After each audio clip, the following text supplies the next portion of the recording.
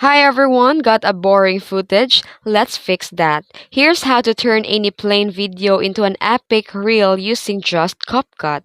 Let's get started. First, open the CapCut and tap a new project. Then import your video. Choose a clip with the subject you want to highlight, even if it's basic. Then here you can trim out a dead time or slow parts. Keep only the most engaging 5 to 10 seconds. The reels are short, so make every second pop.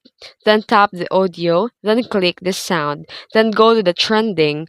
Pick a popular beat that matches the vibe because energy is everything. Then here can use effects and transitions. Just apply a camera shake, flash, motion blur, 3D zoom, or visual impacts. Add a fast transition like pull in, spin, or glitch between cuts.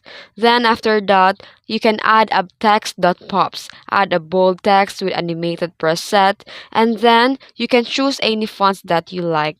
Then after that, once you're happy with the real hype worthy, hit export and upload it to your Instagram, TikTok, or YouTube Shorts. Don't forget a catchy caption. And that's it, a boring video transformed into an aesthetic one. If you found this video helpful, please like and follow for more CapCut hacks to boost your content game. Thanks for watching.